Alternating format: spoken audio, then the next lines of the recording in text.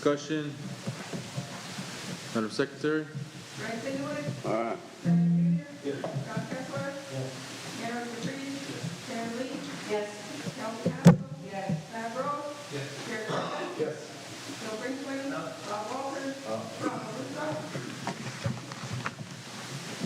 Absent Tommy Hunt. Yeah. 11 yes, 0 no, 0 abstain, 1 absent, motion carries. Mr. Knight? Next one is the removal of committee ranging at 160 Darwin Council. Emmett County Darwin Council Committee ranging at 160 are requesting to remove Darwin from the committee from the renewal committee form as assigned all parties able to commit from ranging at 160 in conjunction with ordinance 31 Calhoun Reed, Emmett Johnson, and Kelly Johnson. Motion to recommend approving ranging at 160 request to remove Darwin Johnson from the committee commit for Emmett and Kelly Johnson. Anyone motion to Okay, motion by Mr. Knight, second by Mr. Walters. Discussion. Madam Secretary? Brian Singlewood. Aye. Brian Junior. John Kessler. Gary Patrice. Sharon Lee. Yes. Kelsey Haskell. Yes. Brad Rose. Gary Coleman. Yes. Bill Brinkman. Bob Walters. Ron Russo. Absent Tommy Hunt. Yes.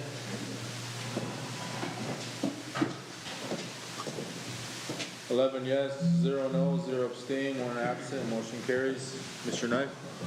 the removal of committee on maintenance 3818 Darwin Thompson, Kelly and Darwin Thompson committee of maintenance 3818 are requesting to remove Darwin from the committee commit. The removal of the committee form has been signed by all parties agreed to commit for maintenance. Is that right? That's 3818 there. Shall be found in motion to recommend approving ranging 3818 request to remove Darwin Thompson from the completion commit with Kelly motion. Okay, we got a motion by Mr. Knight, second by Mr. Walters. Discussion. Madam Secretary? Brian Singlewood. Aye. Brian Junior. Yes. John Kessler. Gary Patrice. Sharon Lee. Yes. Kelsey Haskell. Yes. Brad Rose. Yes. Gary Coleman. Yes. Bill Brinkman. Bob Walters. Ron Russo. Yes. Tommy Hunt. Yes. 12 yes, 0 no, 0 abstain, 0 absent, motion carries. Mr. Knight? 3818 Kelly Johnson committee ranging 3818 requesting to add Emmett Thompson as joint committee Thompson and Lee the joint permit application and the Rockland Management Committee and completed signed by all parties agreed to submit from ranging at 3818 presented with Kelly shall now read Gavin Johnson and Emmett Thompson. Motion to recommend including the joint permit application to add Emmett Thompson to the committee permit from ranging at 3818 with Gavin Johnson. Anyone motion to Okay, motion by Mr. Knight, second by Mr. Walters. Discussion, comments. Madam Secretary? Brian Singlewood. Aye. Brian Junior. Yes. John Kessler. Gary Patrice. Sharon Lee. Yes. Kelsey Haskell. Yes. Brad Rose. Yes. Gary Coleman. Bill Brinkman. Bob Walters. Ron Russo. Tommy Hunt. Yes. 12 yes, 0 no, 0 abstain, 0 absent, motion carries. Mr. Knight? Okay, ordinance 78, agricultural leases amendment, discussion commit regarding the resolution drafted by former Attorney General Tracy Zephyr addressing the amendment to ordinance 78 to include joint leases. And then we need to assist during the difficult times of drought, winter storms, economical request that table due to lack of verbiage in the current ordinance that speaks to joint leases. A motion to refer the matter to joint leases to Attorney General. Tribal members consider that made during the previous meeting. There's a motion to recommend beginning the process of amending the ordinance 78 to address joint leases. That'll be my motion, Chairman. Okay, motion by Mr. Knight, is there a second? Second by Mr. Walters, discussion? Madam Secretary? Ray Stengler, Kenneth Junior, Yes. John Kessler, Kenneth Dupree, Sharon Lee, Yes. Elton Haskell, Yes. Brad Rose, Yes. Gary Parker, Joe Greenfield, Bob Walters, Robert Rizzo, Bucky Norman. Yes. 12 yes, 0 no, 0 abstain, 0 absent, motion carries. Mr. Knight? And the next one is a CREP agreement, and, Chairman, I talked to, Bryce wanted me to talk to the other, chairmen from different tribes, and they're setting up a meeting on the 23rd in Rapid, might be in Rapid or Pierce, but they haven't got the time and the date, so I'll let you know as soon as we set that up, but they set it up, and I told them to email it to you too, so, yeah, I'd like to have the treasurer go with us on that day, the 23rd, February 23rd. What is that for, buddy? That CREP, they're gonna talk about the CREP, yeah. Sure. Because, remember you wanted me to talk to the other tribes and see what they're doing with their CREP? They haven't decided, they don't know. They said like, Oglala and Rosebud signed it. Huh? They said Oglala and Rosebud signed it. We have, Well, I called them, but they didn't know what's going on with that. So that's why they're gonna call a meeting with the bigger tribes in Rapid City, or Pierre. They don't know what date they're gonna, time and the date, the time and the place, I guess. When is that, the 23rd? 23rd, yeah, February 23rd. we have, what's that one? USDA? Oh, okay. Harlan? So we have Kim Martin, we also have Martha and Martin Allison. So now they're sending further for discussion. And the last handout that's in your packets, are all nursing agreement, the information that is provided so far. Sorry,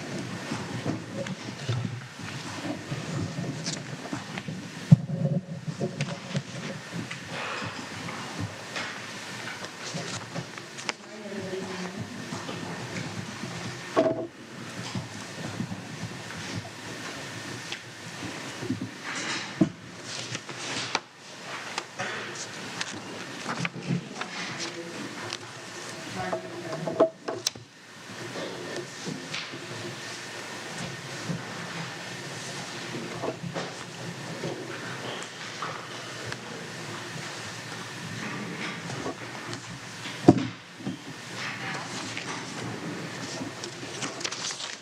Hello? Hi, I can hear you. I don't know if they can. Okay. Okay, hear you now. Chairman LeBeau, Hey, good morning, Mr. Van Norman and, Miss Martin. Yeah, we're here in, tribal council.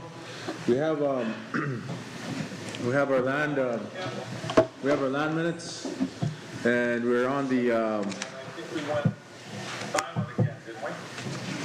It looks like they're muted again, so. oh, I'm sorry. Can you hear me now? Yes, I can hear you. This is Kim Martin. Are you able to hear me? Yes, ma'am. Okay, thank you. Yeah, so we have a tribal council, and we're on the CREP agreement with USDA and the tribe.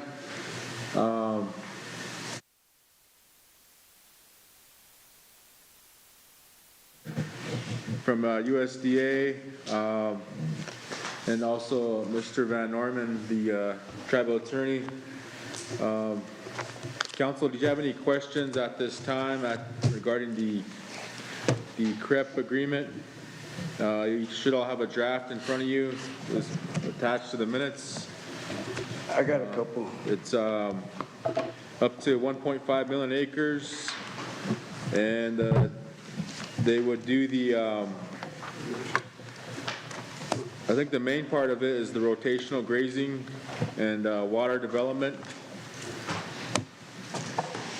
And you could go, and it's to reduce erosion in riparian areas along water bodies through rotational grazing and cover enhancement. And it's $13 per acre.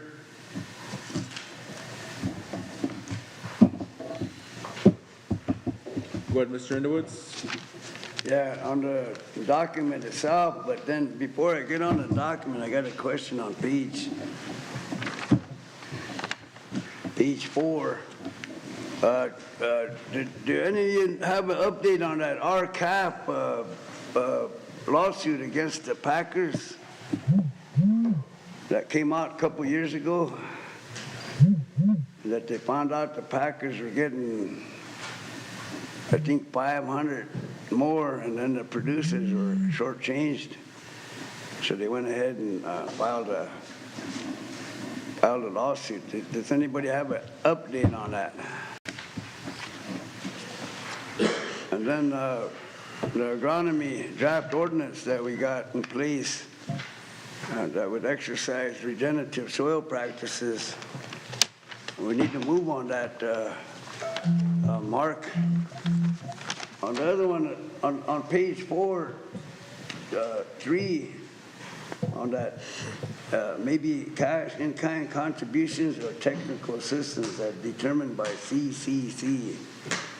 So it says that in the event that the Cheyenne River Sioux Tribe loses the authority or ability to provide matching contributions as described above, Cheyenne River Sioux Tribe will so inform USDA CCC within 10 days of such loss. And USDA CCC may agree to a temporary waiver of such matching requirements or continued enrollment with a temporary suspension of incentive payments or Cheyenne River Sioux Tribe's contribution for the period of such loss of authority or ability as determined by USDA CCC. Do we have an idea of what that will look like? Anybody on the line? I heard bits and pieces of the question. I guess, are you looking at the drafted prep agreement on page 4? Is that correct? Yes. Okay, and I think I heard section 6A4. Is that, I think, what was being 3. read? Okay, and then, I'm sorry, what was the question in relevance, or what was the question about that? Does she have the document in front of her on page 4, Yes. 3, and 4? Yes, I have it in front of me.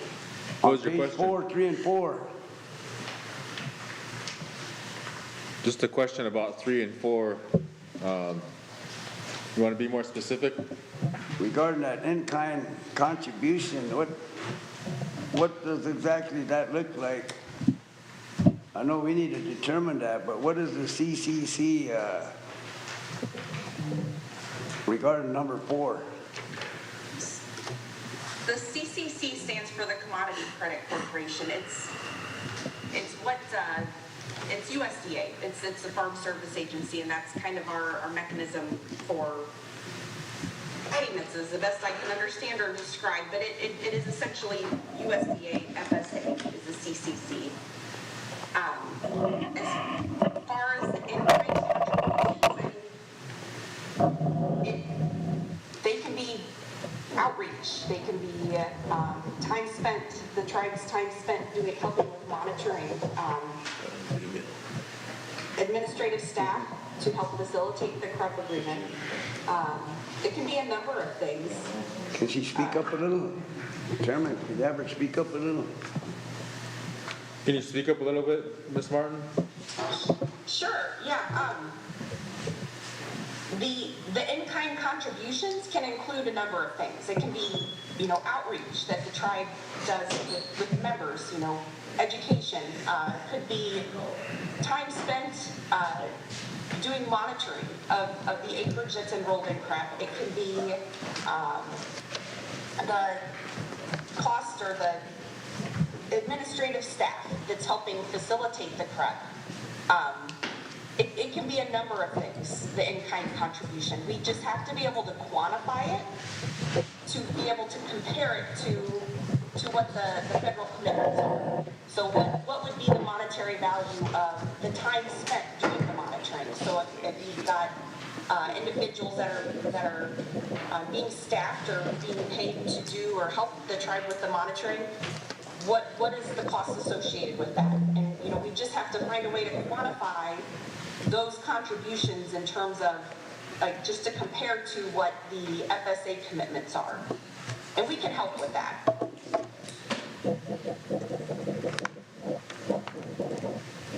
Can Any other she get that- questions? Can she set that in writing for us? Or comments just made, or we got it on record with it?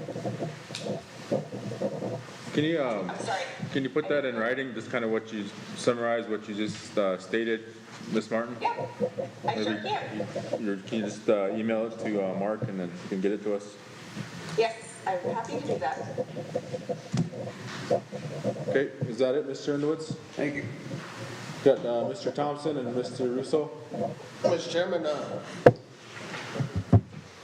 I guess only question I want to know is do we want to pass this today? And the reason I say that, because I don't want us to lose out on this great opportunity. This is an opportunity to bring millions of dollars to the tribe to do the things we want to do. We talked about yesterday some of the things, and I think if we don't get this passed, they're going to go look for another tribe. So I've done my research on it. I've seen all I need to see. What do we got to do to get it passed, Mr. Chairman, I guess? Do we need a motion? Do we need a resolution? We need a motion to approve the agreement. We already have a resolution in place, but now we need a motion to approve this agreement. Motion approved by Mr. Kessler, second by Mr. Russo. Discussion, Mr. Russo, go ahead. Hello, Ms. Martin, thank you, Chairman. Mr. Chairman? My name is Ronald Russo, the District 6 Council Representative. And I guess I'm curious, what is your role? Are you with the USDA? Yes, I am the correct program manager with the USDA Farm Service Agency. Okay, so I don't see it in black and white here on the agreement, but I've heard, so the tribe's gonna receive $13 per acre? Is that what we're gonna receive? It's not clear on the agreement here. So the CRP participants will be receiving the $13 per acre. So it'll be dependent on who's on the contract. So in some cases, the tribe may be the owner, an owner that's on the contract and receiving a share of or all of that payment. It could be split between the lessee and the tribe. But it's the $13 per acre is how we calculate the payment. And then how that payment is divided is going to be based on the participants that are on our CRP contract. So could be different for each tract, each FSA tract, I should say, of land. Thank you, that's a lot of clarification. So that's one thing I would like to see. I think the agreement here is leaving that.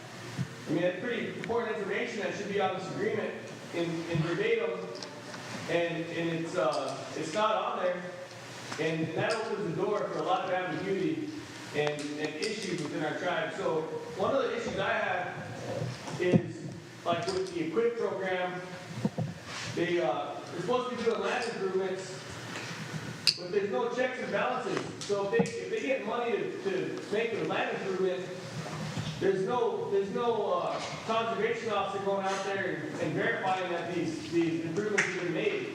It's an honor system, and I've checked this with these different district offices, and trying to figure out, how we, because it doesn't make any sense to me as a tribal council representative that we're getting all this money from the USDA for years and years and years to improve the land.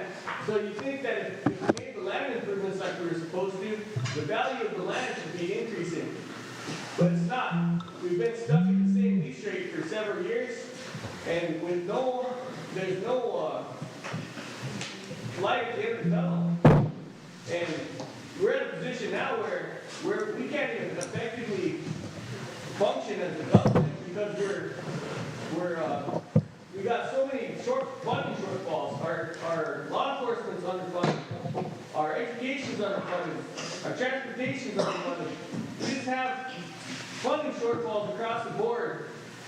And as a government, this is our largest resource and almost our only opportunity to generate enough revenue to function properly as a government and to provide the resources for our membership and the population that lives here. So, I would like to see that. I really do like this program. I'm kind of hoping that right off the bat, that I've always had a problem with the I don't know why it's like that with this tribe. So we got it so tailored for our lessees, and the owner, the tribe, is left out on almost all levels. And that's what I want to see, if we're going to do this program, that the tribe isn't left out, but furthermore, that we're able to make some meaningful improvements or meaningful actions to create a positive impact on our integration in regards to our natural resource management. And I don't see that here in the agreement. Right off the bat, the very first thing that this should say is no more than 1.5 million acres can be enrolled through the grant program at any one time. And it should say $13 per acre to all CFP recipients. It doesn't say that at all. I don't see $13 at all in this entire agreement. Okay, there it is on page 3. But that's, you got to go read through a whole bunch of stuff before you can even get to the main function of this agreement. So there's been some discussion, and I don't think that with this agreement that the tribe needs to get left out anymore. I think we need to bring back prairie management, or we need to bring back a tribal program that can ensure that these the checks and balances are being done. If we're going to have this conservation to our lands and this improvements happening, there needs to be checks and balances. Because I'm pretty skeptical when it comes to the honor system and the money that's getting kicked into this economy on this one side of the spectrum, and the tribal government is being left out, and our members are the ones that are suffering and going without. So I'd like to see that. Is there any way we can change this agreement, Ms. Martin, to kind of highlight because that's the meaning of the whole agreement is we're going to be getting $13 million a year, right? Right, and I think the reason why it's not at the beginning of the agreement is because I'm not an attorney. I will say that at the forefront here, but the agreement's designed in a way to kind of break down how the information's presented, and that $13 comes into play with the commitment that FSA is making. So FSA is agreeing to this per acre payment, and that portion of the agreement doesn't come until page 3 when we're looking at those commitments and what we are agreeing to do in this partnership.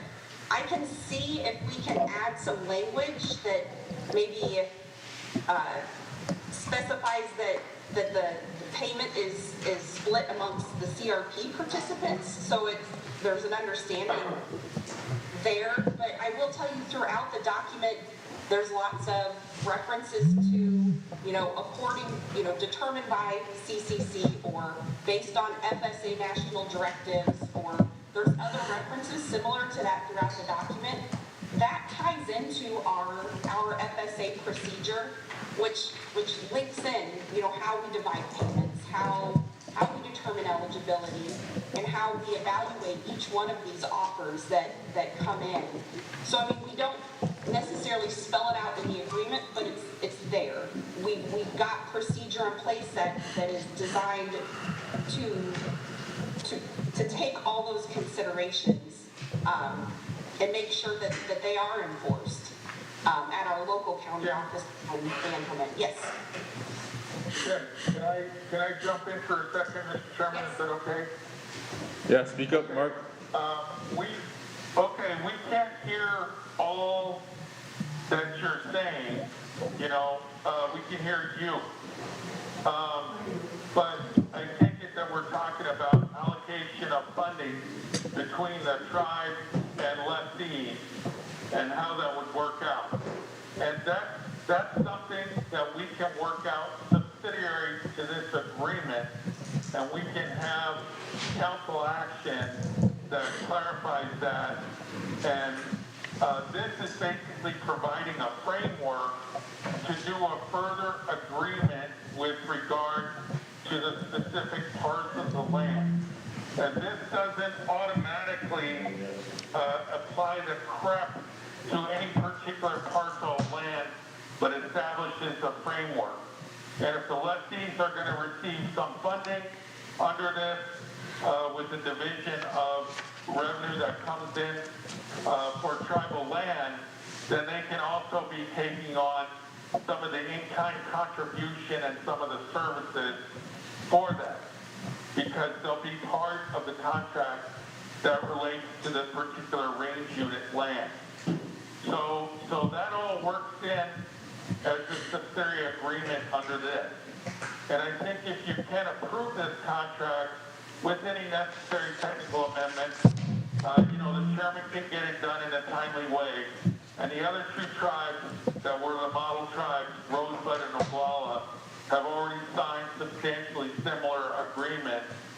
And we can add the frequently asked questions as an addendum to this agreement so that they're available to the lessees that are going to work with us and the allottees that may want to work under this. Does that make sense? Yes, sir. Was he done, Mr. Russo? Not yet. Good. So right off the bat, I'm concerned because my initial understanding was that this is going to the tribe, but it sounds like it's clearly going to CRP recipients. So they already designated this the CRP recipients. And that right there is immediate concern for me as a tribal leader. So, Chairman LeBeau, I as a council representative have been removed from the Carroll Commission because of conflict of interest, because I'm a contractor. I've also been bashed by this body because I can't sit on the law and order committee, some of those things. But here we are, and this is very pertinent stuff, so please don't call me out of order. And this is in regards to this equip $13 per acre. So we have 4 tribal council representatives on this tribal council body that have the tribal range unit and that will be directing money. They will be directly receiving money. We have Mr. Knight family receiving, we've got over $14,000 at least between this family, ranging at 67, 68, 2 and 297. We got John Kessler. We got ranging at number 18, that's 8,600 acres. We got Mr. Rose, ranging at 156, that's 2,999 acres. And Mr. Thompson, he's on lease for ranging at 173 and ranging at 418 for a total of 4,220 acres. Between those 4 council representatives, they stand to receive $186,000, $112,000, $38,992, and $54,868. So, Mr. Chairman, I really do appreciate your ambition and your initiative to create a conflict of interest policy by putting this standard on me as an individual. So I really respectfully ask this body that we recognize this conflict of interest and we honor it. So, because this conflict of interest that exists here is blinding us and it's taking away our ability to lead our people effectively. That's why we have a pipeline of prison for our children instead of good opportunity for all our members. So, and no disrespect to anybody, we can do better. And right now, this $13 per acre doesn't go to the track. It goes to the current CRP participants. Mr. Chairman, could we get some clarification on this, please? Mark, do you want to address that, or Ms. Martin? Misstating this, and keep doing it over and over. Chairman, Who gets the, $100 is for the CRP recipient. you get your hand up, where's the sarge at, huh? This is a good agreement. We just need to get it. We can hash it out. We can do the same thing. yeah, well, let's do Ron's question first. Ms. Martin or Mr. Van Norman, do you want to answer the question of where the money goes? Let me talk. Do you want to answer the question of where the money goes? Who gets paid in this CREP agreement specifically? Yeah. If it's tribal land, the tribe gets paid, and the tribe can do the agreement itself. It's discretionary with the tribe if they want to include the lessee. And the lessee could be helpful in doing some of the functions that would make up the in-kind contribution. But if it's tribal land, there's a subsidiary agreement to this framework, and the money goes to the tribe first and foremost, and it's up to the tribe to determine a policy if they want to share with lessees. There is no need to share any funds with any subcontractors of range unit holders.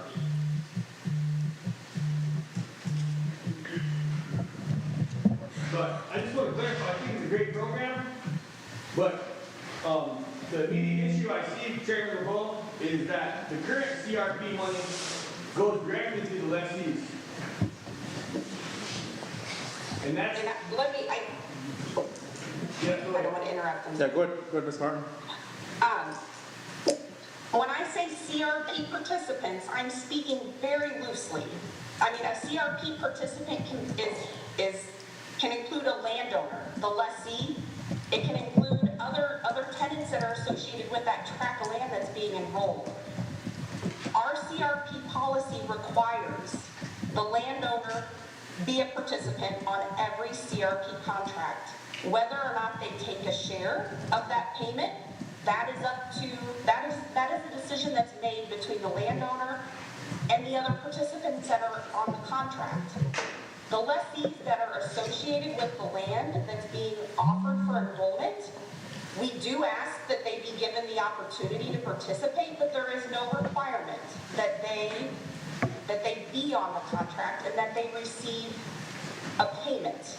Our policy does ask that consideration be given to them because they have an interest in the land prior to enrollment.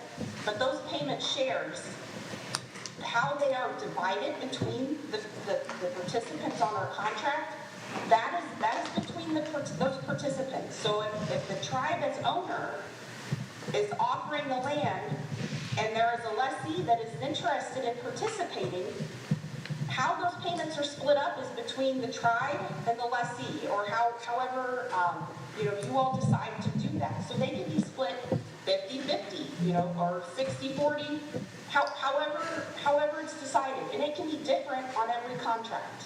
But the lessee is not guaranteed or, I don't want to say entitled, but the lessee will not, in all cases, get 100% of that payment. That decision is going to be made by the participants, and that'll be between the owner and the lessee for each contract. Thank you. So Chairman, I'm just concerned about the tribal land.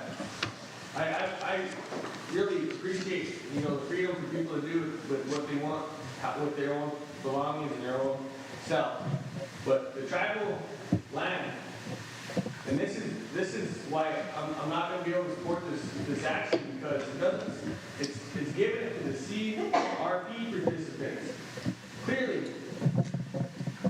it needs to go to the tribe. All tribal land needs to go to the tribe, and then we need to divvy it out from there. But right here, this contract, our hands are tied. We approve this thing, it's already a done deal. And it ain't even a 25-75 split like my colleague was talking. There, you got it figured out. And the precedent set already, the tribe doesn't, we don't get no say on the CRP contributions. We don't get no say on the equipment contributions. That directly, these USDA offices got it directly, so then lessees talk directly to them and cut the tribe out completely, because the precedent that was set at this body of government. And it needs to change. I support the action if that authority is vested back to this tribal council, like our tribal constitution says. And I want that to happen before we move forward with this. Or I'll hold my second. Thank you, Chairman. Can we make that happen? Chairman. Good.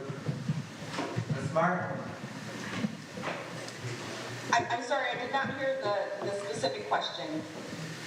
Didn't you just say it's between the tribe and the leasing on how the payment Yes. goes? If there's a payment or not? Yes, that is So correct. the ultimate decision will be between the tribe and the leasing, or the tribe and the landowner, the allotted landowner, right? That is correct. That's a lot of money. Yeah, but even with the tribal land, the tribe is the owner of the land, and so there will have to be some kind of agreement made. If any payment's gonna go out to the leasing, it would come from the tribe, right?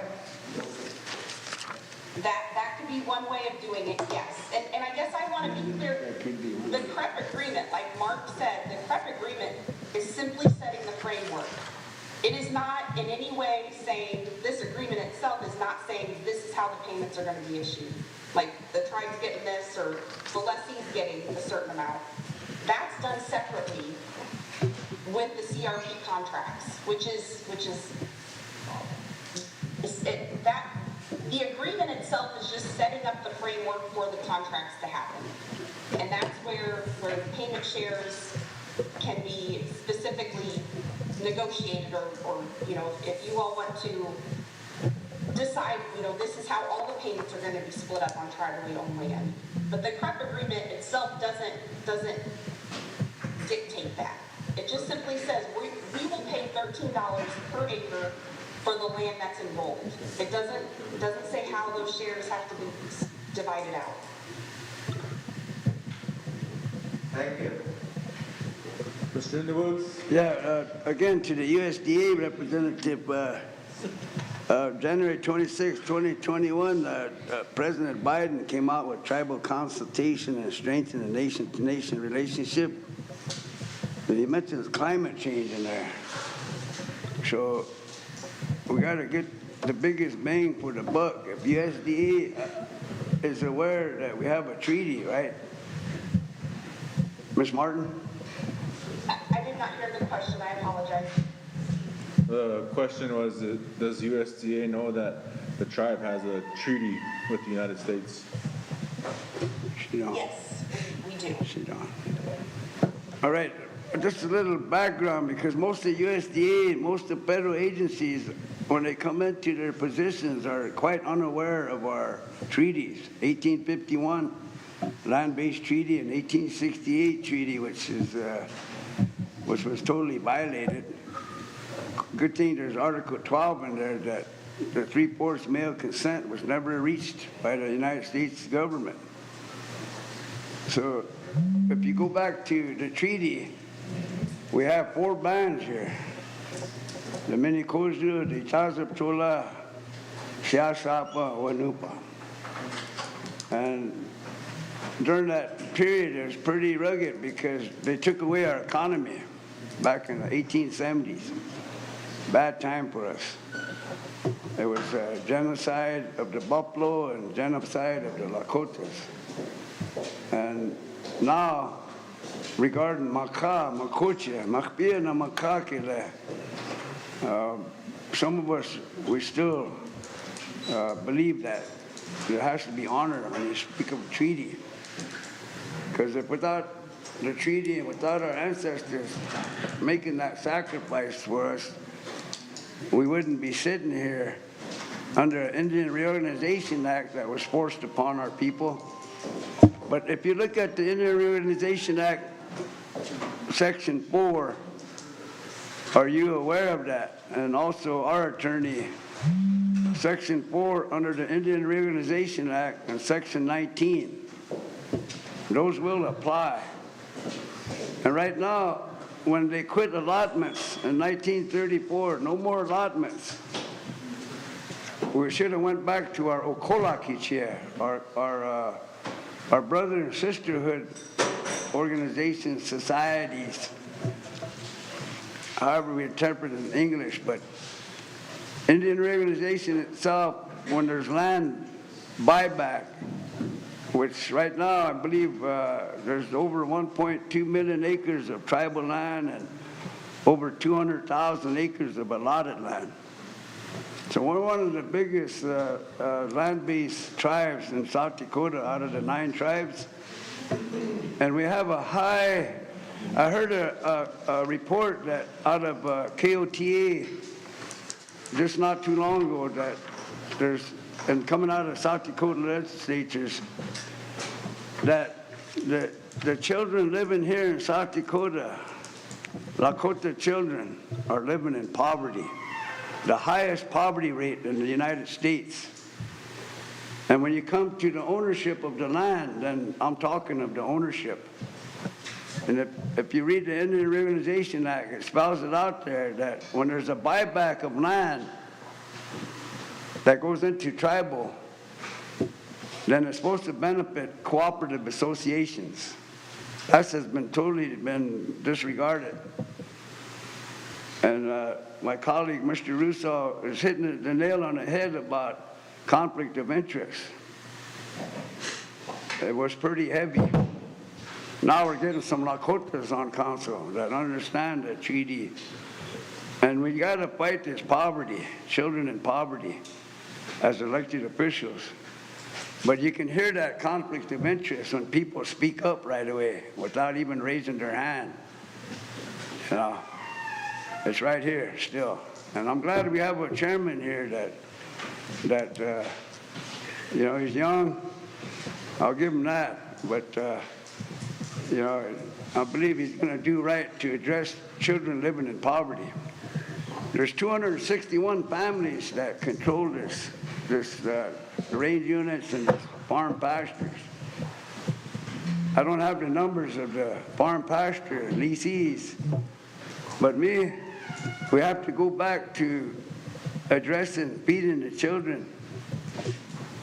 The children shouldn't be hungry and shouldn't be in poverty, and that's hurtful when I hear something like that coming from the state and from the news.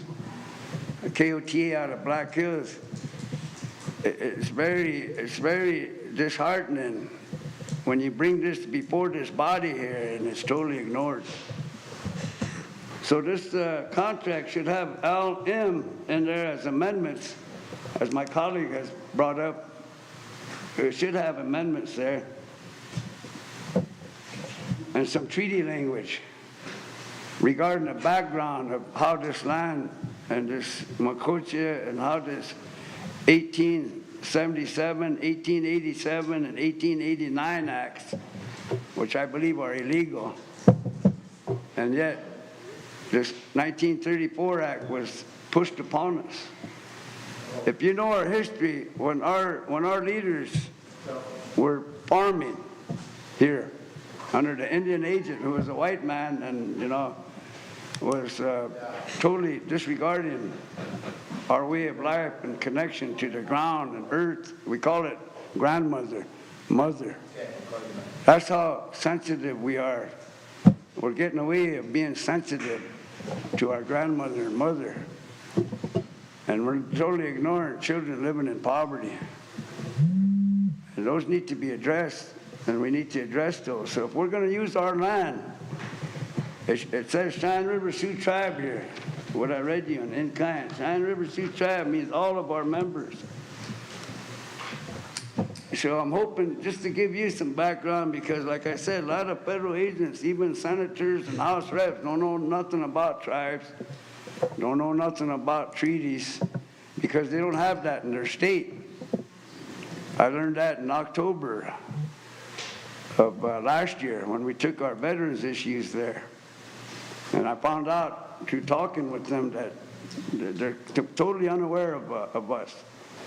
That's why I asked federal employees, are you aware of the treaty? So that treaty language should be in here too, plus the M amendments. But I'm out of Chairman. Thank you, Mr. Underwoods, Mr. Thompson. Thank you, Mr. Chairman. I usually don't talk a long time, but I'm gonna take a little time here. Well, people's gotta know that what's at stake here. Okay, first of all, what my colleague said over there, Mr. Russo, is, and he sent me a text, he's plumb wrong with his figures. For instance, and I won't lie, I have 2 range units, but it's not mine, it's tribal land. All I do every year is I'm fortunate enough to lease the grass from the tribe, but it's everybody's land. I want to make that clear. And he says here that I'm paying $11,817 in lease. I pay about $24,650 in lease, so he's wrong there.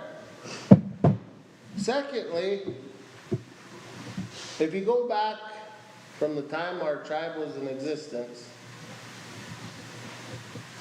our tribal land was run, people come in here and leased our tribal land. Cattle companies, Diamond A, Western Cattle Company. And then back in the 50s, 60s, they came out with the rehab program, which allowed, they wanted to get Native people involved in agriculture. So what they did is each person that wanted on rehab got assigned 100 head of heifers. They got to lease some tribal land, got a new pickup, gas tank. I think it was like $10,000 cash. And what happened to that program was, it was a great program, but the federal government never taught or showed our people how to ranch. Failed. And there was no fences back then. Everyone got along better than the neighbors do now. And then the fence lines come in, and then range units. And if you go back in time, these range units family had leased it, lost it, went to another family. That's just the way it works around here. But what's at stake here, guys, is $290 million that could come to the tribe over the next 2 years. Now, my colleagues all talk about poverty, helping our people. Well, here's the opportunity to help. Now, prior to this program, us producers are able to go up and put in for programs through the NRCS and FSA office. But whether you get them or not, Mr. Russo touched on the EQIP program. Well, I've been a producer since 2007, and I have never been awarded an EQIP contract.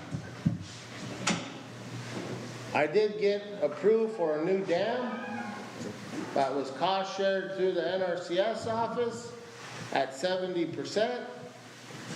But on top of my lease that I already paid to the tribe, I had to come out of my pocket $20,000 to put a dam on everybody's land, tribal land. And I had to do that because I'm a producer, and if I don't have water, what's the sense of being a producer? This program is going to fix all that. It's going to allow our native producers, if we allow, and I'm not saying a big percentage, I'm saying give the tribe, even if you do an 80-20 split, but that 20% is going to allow your producer to go and fix that land up how he needs it. You know what it costs to dig an artesian well? about $115,000, but they only approve 2 or 3 a year up there. This program would allow me to go to my financial institute and say, hey, I got a little bit of money coming every year. I want to dig an artesian well on tribal land, not my land, everybody's land. I want to put new fences in. I want to do a tree belt for our wildlife. This all happens. But the other thing that happens is the tribe is going to receive upwards of $200 million over the next 15 years. Think of the things we can do with that. The housing project everybody's fighting about. You could allocate $2 million a year for the next 15 years to improve tribal housing on our reservation. That's $30 million over the next 15 years to develop a housing program. We talked about our law and order and our judicial system.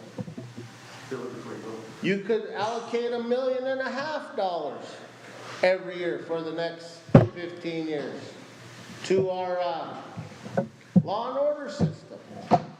Our 2 programs that are doing good, our Res Runner and our Elderly Support Group.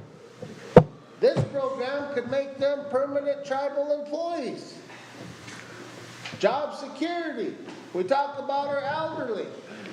This program would allow us to give our elderly $400 or $500 a month. We talk about our kids. Mr. Russo is always talking about there's no opportunity for the kids. This program would allow us to do that. We could build these gyms that Mr. Russo wants. We could do all these things. So I don't know why we're sitting here arguing about it. It's an opportunity for the tribe to get a little piece of that government pie. And we should take it because there's opportunities out there. We talk about, Mr. Russo talks about our schools don't have funding. This would fix that.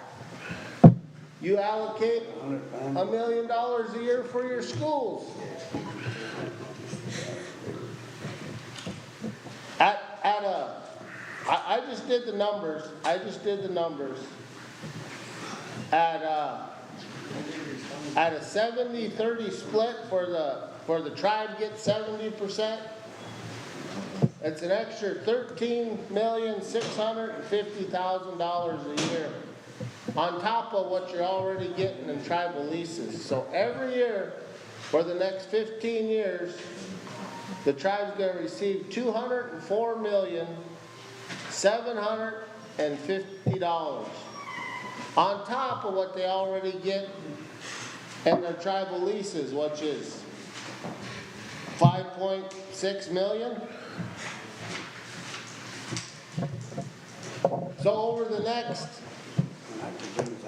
15 years, just off our largest resource, which Mr. Russo always says, let's do the math. You add in this program, plus what our tribal members is paying in lease, at a 70-30 split, I'll tell you what it's going to be, Mr. Russo.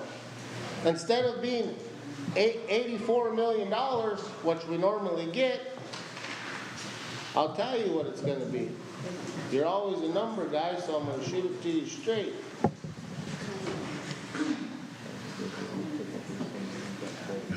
It's $288,750,000 over the next 15 years that the tribe's going to receive off of what they already get for their land leases, and what that's bigger than the JTAC bill.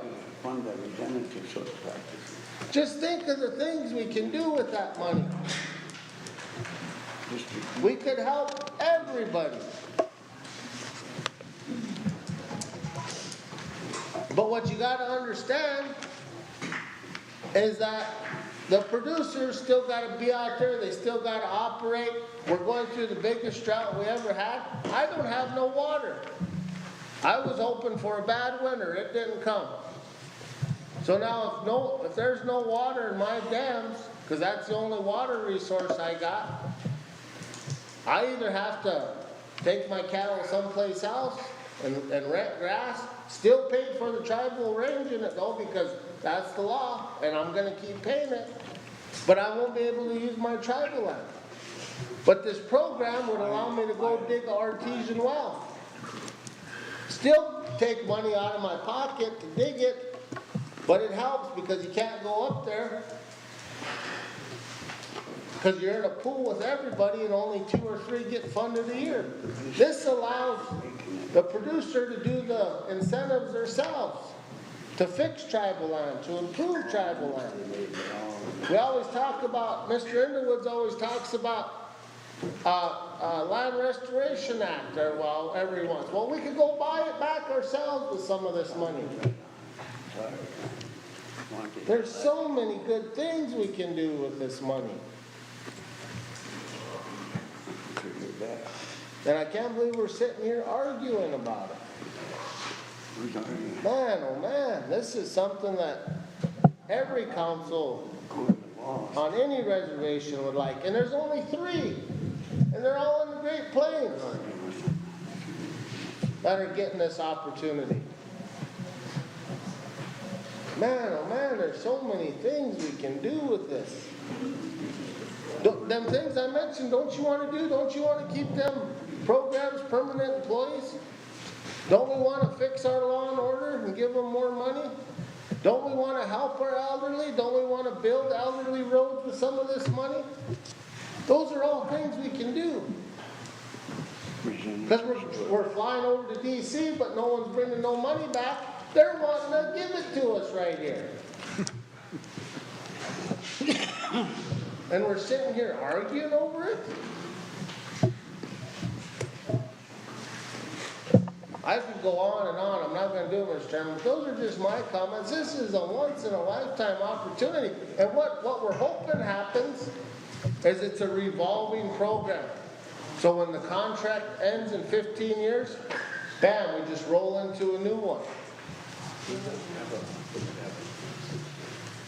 So just think of the opportunity the future generations are going to have because if we pass this. We're always talking about money, and it's hard for Mr. Treasurer because we're on a balanced budget. Well, this gives us some leeway.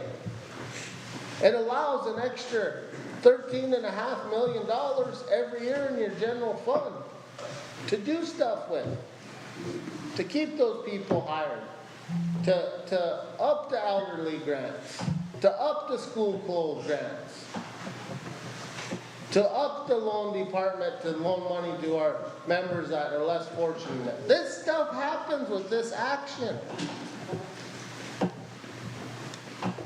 And it starts now. If we pass this, we could start enrolling these acres. October 1, we get a payment. And here's what else it does. Our individual landowners can enroll their acres into this program. So if you got a grandma sitting back here that has 100 acres and right now she's getting a $600 check every year, well now that's going to triple.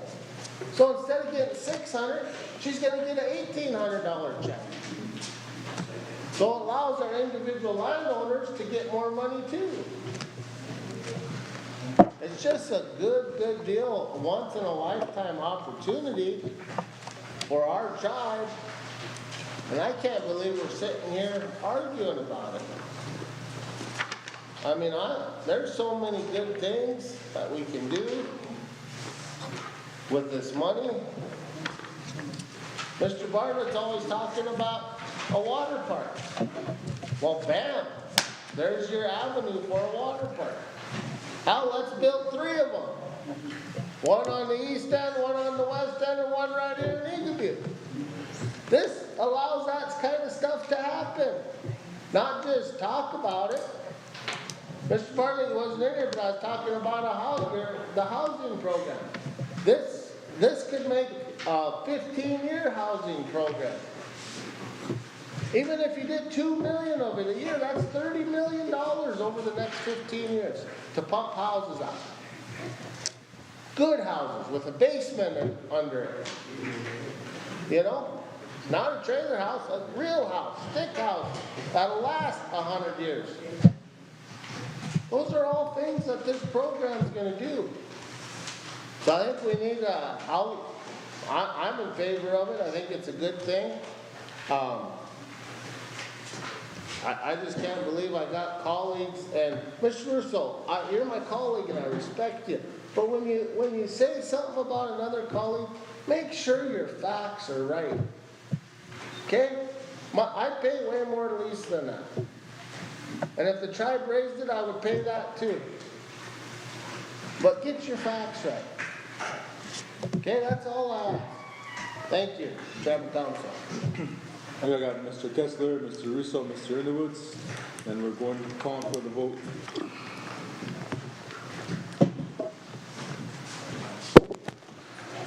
Thank you, Chairman. Good morning. Good afternoon. Tribal Council, Executives, General. I just want to comment. I heard a lot of good things spoke about District 6. This one. But the thing that I did that I would be pushing for, it's been that way since I came here, is jobs. Jobs, jobs, and more jobs. That's what we need. We can do all these other things too, but jobs is the most important thing we can do. It lifts the dependency off our people. It makes them in charge of their own destiny. That's what's really needed right now. They don't need us to provide everything for them. We need to provide a job so that they can provide for themselves the best they can. And then from there, that's where we come in. But we got to make that move someday, somehow, to do that. And that way, when our people are less dependent, they're more powerful, and our economy grows, and that's what we're here for. So I would like to see jobs included in this. This time I agree with Representative Thompson that we don't need to sit here and keep hashing it out and beating each other up over it. We need to get the agreement approved. We got a meeting next week to nail down the details on it, but it's available, and we do need to go to the window with it. So thank you, Chairman, for allowing me. Thank you, Mr. Kessler, Mr. Russo, Mr. Underwoods. Thank you, Chairman. Ms. Whitefeather. Right, I'm just, my mind is blown that I can't sit on the tariff commission because I'm a contractor. And I advocate for jobs the most. I ran for council for that, Chairman. And these are the facts. Range unit 173 and 418, that's a total of 4,220 acres. That's $13 an acre, that's $54,000. Mr. Kessler leases range unit 8,626 acres. This action passes, he's eligible for $112,000. And these are two council reps that are pushing for this. And I'm skeptical, because he's right, it's a lot of money, and I support it. But right here, page 3, part 5, section A, it says, provide cost share payments to eligible participants. Right now, it's referring to the CRP participants. I'm on the budget committee, and there's no line item for CRP. It don't come to the tribe. That lessee goes directly to the USDA. Mr. Thompson goes directly to the USDA. And he's not a landowner. You don't own the land. It's the tribal land. He goes directly there. He's going to cash this check. And now he gets to build a water park for his kids now. $54,000. He's going to have one at Whitehorse. What about the rest of our kids? And this isn't funny. You know, it needs to go to the tribe.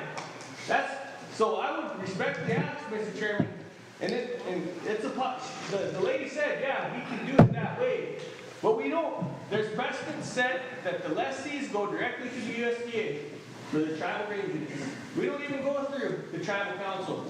You guys, if you think we have power here, if you don't have a range in it, you have no power, and you're about to find that out. But this here, if I support it, I think it's great. But I'm skeptical on the jobs because Mr. Thompson and Mr. Kessler both been on council for a long time. And that JTAC money, they talk about how much money that is. They ain't built one house with that JTAC money. They ain't built one water park with that JTAC money. And they've been on council the whole time. So we ain't, don't be fooled. The facts are there. I joke, the best thing that's been built for our kids since the JTAC money came was the Legend Square. And that wasn't even built with JTAC money. It was built with public school, but the abundance of funding they get from impact aid. While our tribal kids in 68 schools can't even play 3rd through 5th grade basketball like the kids in Timberlake did. So Chairman LeBeau, I'd like to say, before we pass this action, let's make an action that this money goes directly to let's get rid of the ambiguity. I'd make a motion that this money comes directly to the tribe and don't go directly to the recipients. And that'd be the motion I'd like to make, and then I can support this. But right now, the precedent that's set, Mr. Kessler and Mr. Thompson, they're gonna go straight to USDA and get their checks. And it should be that way, it should come to the tribe. Cause I'm in favor for water parks too, for all the people, not just my backyard. So, and I'm not, we gotta start doing better, Chairman LeBeau. And you're the chairman, you can drive this tribe, but these payments gotta come straight to the tribe. And right now, it's not. We heard it from here, it goes to the CRP participants. I'd like to make that motion, Chairman. Motion on the floor already, Chairman. Just table that motion, we'll make this motion pass, and then we can make that motion. We gotta get in the program first. We gotta do the agreement first, and then we can, fight about the funds. That's not what it says, Chairman. You just said You just heard them.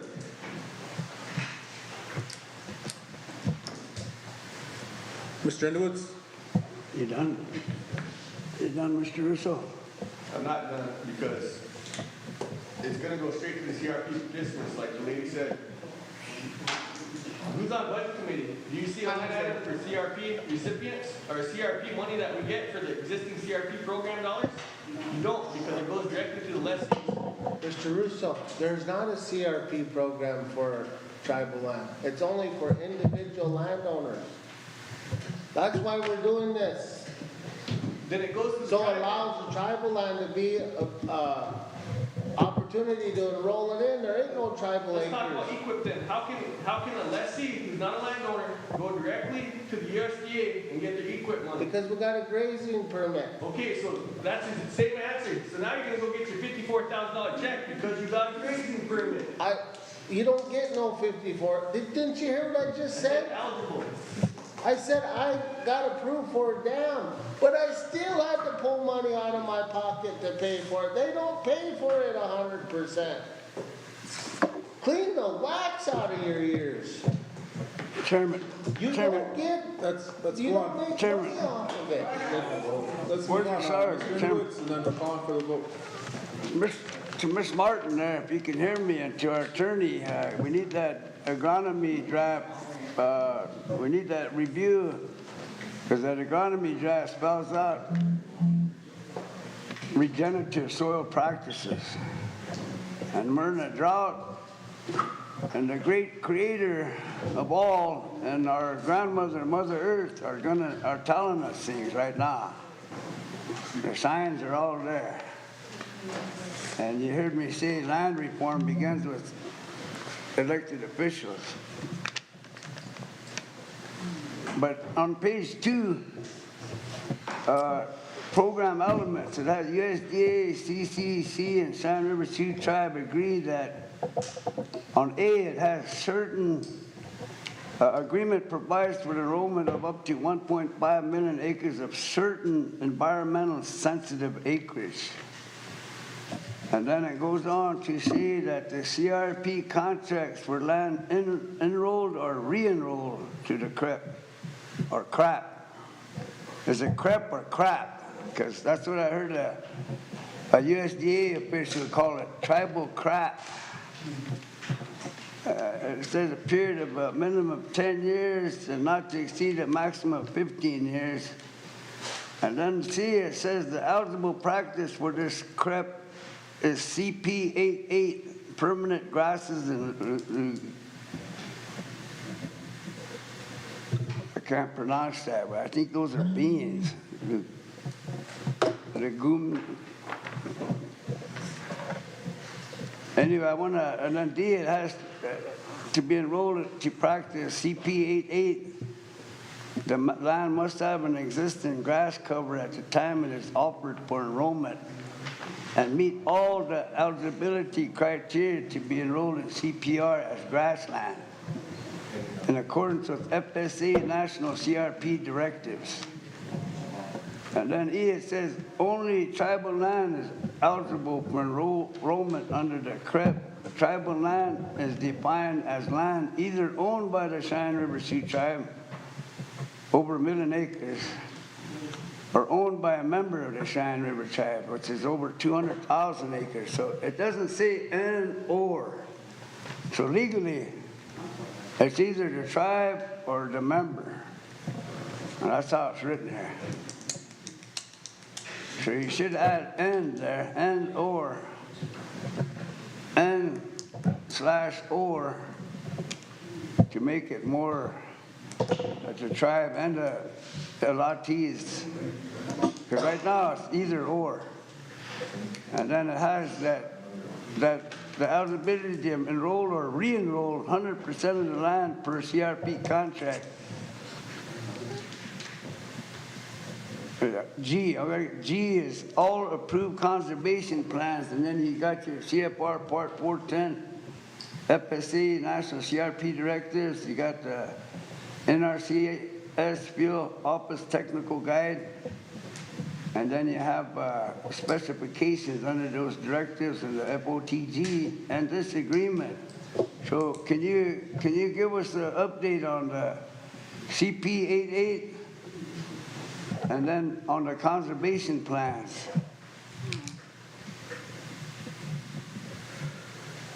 USDA and CCC. Page 2. What's your question? Give us an update on the CP88 CP88? on page 2. D or C? Ms. Martin, can you go over that CP88 on page 2? Yeah, so the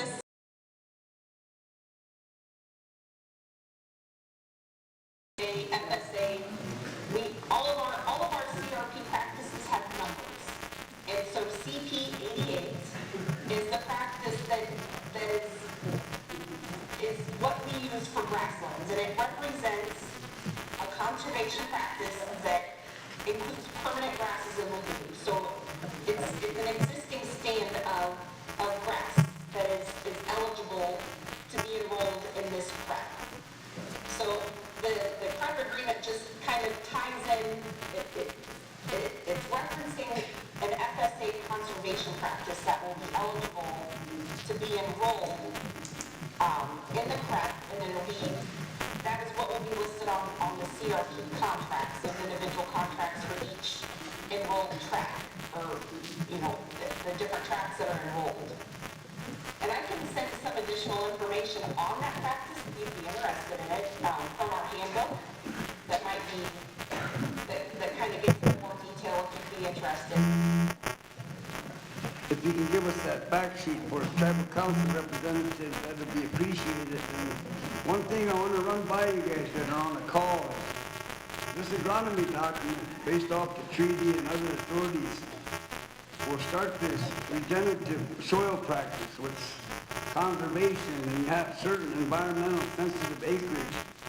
To me, they're all sensitive acreage now because of the drought that's affecting the wildlife, affecting everybody. But if we get back into these regenerative soil practices, which the federal agencies are starting to catch on to now, out of the NRCS, and real good things could happen. Will those individuals that practice regenerative soils with their livestock or their farming practices, will they be rewarded to do regenerative soil practices? An incentive, as our treaty states, when we come up with a productive crop, that there would be incentives to that. So USDA and FSA, certain environmental sensitive acreage, we want to reintroduce the buffalo back into our districts, communities, and use regenerative soil practices, because this is a keystone species. And those districts and communities that will own and run those buffalo will practice this agronomy, will practice this regenerative soil practices on the watersheds. Wherever those lands are, we can do data on how that relationship is. And I think that has been on the table a long time, but it's on the table now for us, and based off the treaty, that we go back into these practices of Mitaku Oyasi, those 130, 140 plant species that were here when our people were free and independent. And then under the gun, they gave us this IRA government, which we can do a lot of things with, but when it comes to land, we're not doing anything. We're allowing the golden cow to be the dictator to Lakotas. So I'm hoping that FSA, that now discussing that with the intertribal consortium that meets, and I've been participating the last couple of years, and now we're at this point where we need to start applying regenerative soil practices and a type of bonus reward for our producers and our members that are having a very difficult time now.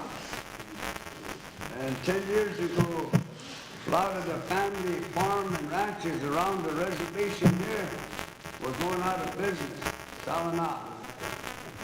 And now that's here now too. It's here now where the 261 families are having it very difficult. But compared to the thousands of families and the children living in poverty, we need to go back into these practices of natural law. And that's being totally ignored. Totally ignored. So I'd say the white man's practice, you know, don't get offended when I say white man practice. If we're red men, black men, yellow men. But this white man practice of double, triple stocking our tribal lands has done a lot of damage. And the poverty of the children hasn't been addressed. But this regenerative soil could actually, under the American Indian Agricultural Resource Management Act, could get these Youth Conservation Corps to start getting into agronomy. And it's in the bylaws in our IRA Constitution, agronomy and farm demonstrations. So I'm hoping that we hit this totally and that we can get this going now, because if we don't get it going now, and I believe the movement is to move towards regenerative soil and get away from these pesticides and insecticides and herbicides that are polluting the water, and now it's polluting children. Children are suffering now because the mothers drink water that's toxic. Big concern now, globally. And this is where I'm coming from, is you gotta have that global perspective. If you don't, then you don't represent the Lakota people. We say Machbia and Makah, but if you understand that meaning, it's pretty deep. So I'm hoping that this would be a reward system here. Is that doable, what I just presented to you? Ms. Martin? You're asking if that's doable? Yes. It's something we can definitely talk about. Can we hear the question? Can we hear the question? Because it's hard to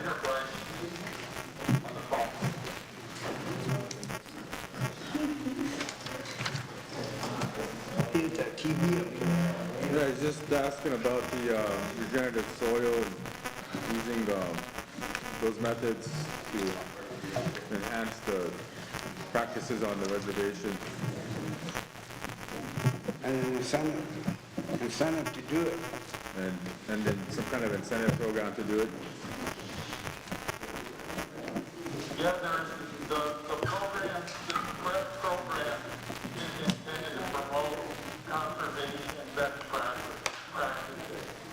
And part of what we do with that 5% matching is to promote conservation and provide wildlife habitat and work with our lessees to make sure we're doing rotational grazing. So,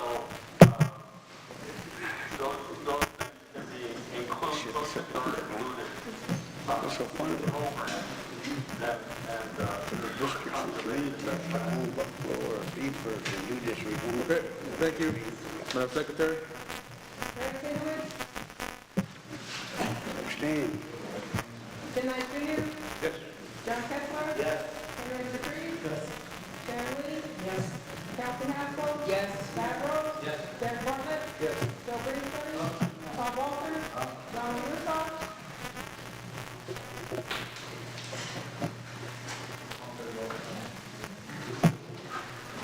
Your vote, Ron? Trustee Thompson. Yes. She didn't answer, Mark. Okay, we got 11 yes, She should have. 0 no, 1 abstain, 0 absent, motion carries. Thank you, Tribal Council. $292 million question. We thank you, Ms. Martin, and thank you, Mark. We're supposed to take care of the land, and we already did. Approved by contract, it's the same terms that we did previously. And I think we had a motion previously, but we had a hard time identifying that. When I visited with Tim and Justin. And Steve Gunn has done a legal review. Secretary said, Mark, that it's already, action's already there, and that you just have to turn in your documents, the resolution and your contract. Pretty shameful. And for the cannabis corporation, Sweet. Fortunate. incentive that I support, You want to warrior up. board members that need to audit this number. And we could, get the hemp regulations going and time for the plan. Council, Want to delegate that to the executive committee? we have, committees that need, members, the Ag Corp, the Energy Corp, and the Cannabis Corp. You guys wanna appoint that, or you guys wanna sign up? There's 6 on each. I'll be on it. All 3? I can send a list around and people can just sign up. Yes. Okay. Yeah. And we need those guys on the hemp, that list on the hemp too. Mr. Kessler, Mr. Russo. Okay.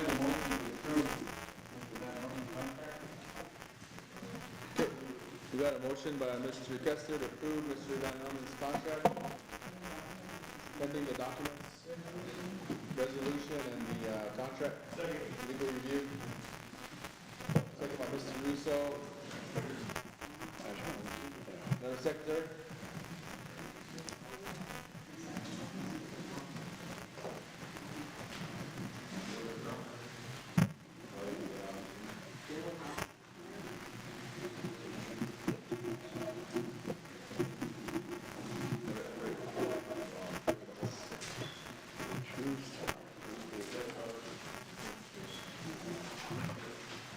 Craig Federich, Uh-huh. Tim Knight Jr. Yes. Kessler. Yes. Henry Dupree. Yes. Sharon Lee. Yes. Captain Haskell. Yes. Pat Rose. Yes. Derek Bartlett. Yes. Joe Greenwood. Bob Walters. Donald Russo. Yes. Trustee Thompson. Yes. Okay, we got 10 yes, 0 no, 0 abstain, 0 absent, motion carries. Council, let's take a lunch break for 1 hour. Mr. Chairman? Quick. All direct payments will go directly to the tribe, regardless of the tribal land. Second. And in my issue, so Okay, we got a motion by Mr. Russo, second by Mr. Bridgeman. Madam Secretary, we'll call for the vote. Are you gonna comment, Mr. Griffin? Yeah, I just made a comment, but that's basically the way it's set up, so you can vote on this motion, if it makes you feel better, you do that. Do it. I guess he's still gonna relax in here. Mr. Chairman? Where's the stars at, man? You know, we got this big bar and stuff here, man. Mr. Bridgeman. After we finish this, I just have one quick question in regards to land before we bounce out, I guess. After this, Yeah, after this. whenever you're ready, Madam Secretary, go ahead. Limbo.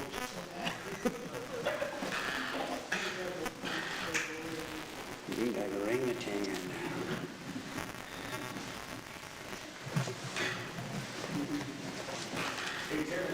Francis Woods, Oh, huh? Ben Junior. Yes. John Kepler. Yes. Terry McCreary. Yes. Sharon Lee. Yes. Calvin Haskell. Yes. Brad Rose. Yes. Derek Bartlett. Yes. Bob Walter. Ronald Woodstock. Yes. Steve Thompson. Yes. Okay, we have Bob, yes, 0 no, 0 abstain, 0 absent, motion carries. Let's take a 1 hour lunch break. Back about 1:40. Mr. Chairman, real quick, I just had a question for the land chair. Maybe maybe he knows this, he can answer this, but, okay, so Maribone and Walters were approved for land site, but without water access. Is that going to be eventually, they do? They do have their own water sources? Okay, I'm just checking because we approved for water permits for livestock, so we got some human consumption.